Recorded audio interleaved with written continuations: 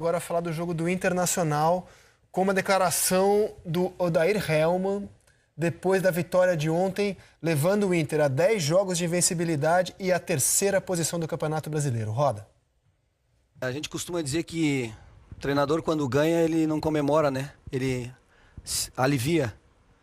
Porque 13 dias depois ou no outro dia já tem que pensar no próximo jogo e já tem que ganhar o próximo jogo.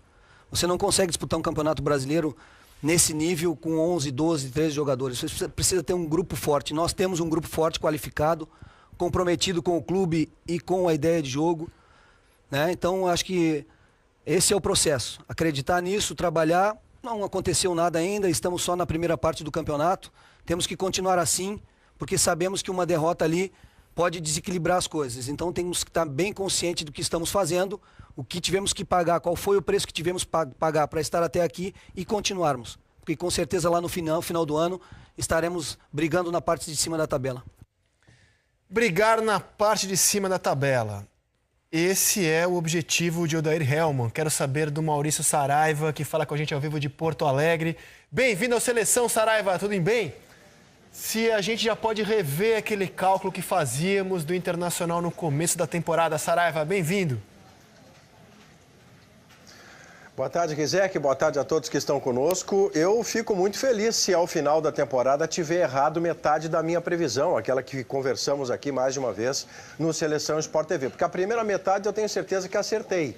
O Internacional, eu disse lá atrás, não correria risco de rebaixamento pelo elenco que tinha, pelo trabalho da direção, pela qualidade inferior de outros tantos times. Não me parecia que o Inter fosse capaz, por exemplo, de uma vaga direta ou indireta de Libertadores. E essa é a parte da previsão que, felizmente para os colorados, e nenhum problema para mim, eu estou errando. O Inter está em terceiro lugar, vaga direta de Libertadores, jogando um futebol extremamente funcional, pragmático, que é o que dá para fazer nesse momento com o elenco que o Inter tem à disposição. Para ser uma ideia, Rizek, recém ontem o D'Alessandro voltou a estar à disposição do Odair Hellmann.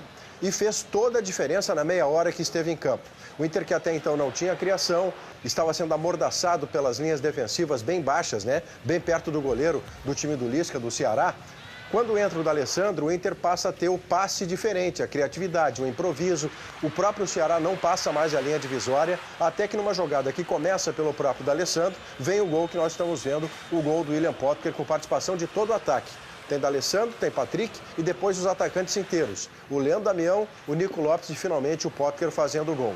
O Inter com essa campanha terceiro colocado isolado e tem dois adversários agora que, se a gente comparar com aqueles 9 que ele enfrentou lá na primeira rodada, na primeira parte do campeonato, eles são inferiores tecnicamente, né?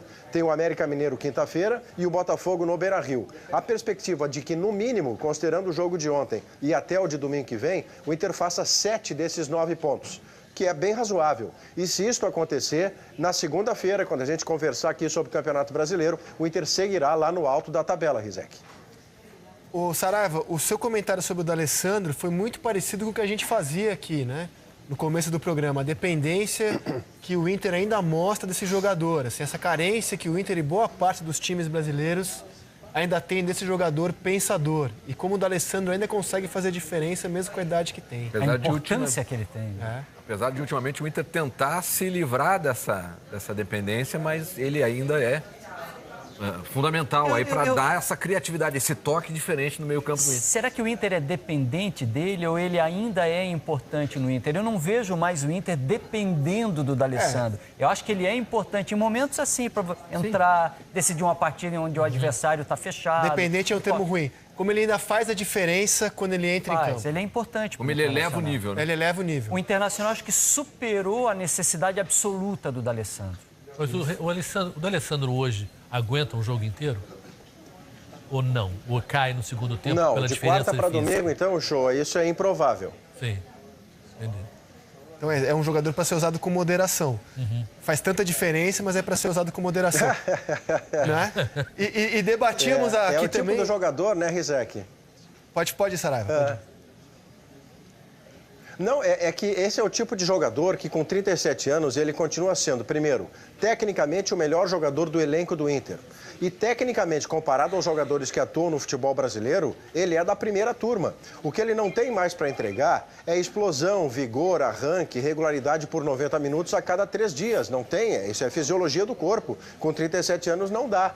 Mas daí a você dispensar a figura do D'Alessandro, nenhum colorado, muito menos o Odair Hellmann, que está ali comandando as ações, nenhum colorado faria isso. Porque o D'Alessandro muda o Inter de turma.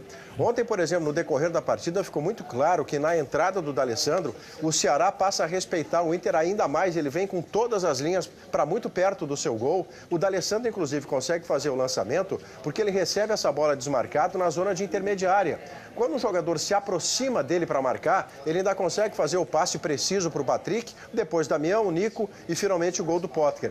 É claro que a cada quarto tem muda o Internacional de patamar. O Inter vinha ganhando até a parada da Copa, sem o D'Alessandro, jogando sempre no limite e jogando no operariado, jogando numa espécie de coletivização da produção.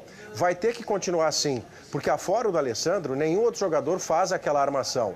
O Rualano é vindo da base, tem muito potencial, mas ainda não teve chance de se repetir no time titular. O Camilo caiu de produção por razões que a gente desconhece, tanto é que ele foi para trás do Rualano na fila para jogar nessa posição, e a volta do D'Alessandro é extraordinária por isso, porque no time do Inter, Rizek, quando o D'Alessandro não vinha jogando, quem vinha fazendo a criação é o Nico Lopes, ou lá no lado direito, no corredor direito, ou trazido para o meio com o Potker de um lado e o Luca do outro, e vinha dando certo nos resultados.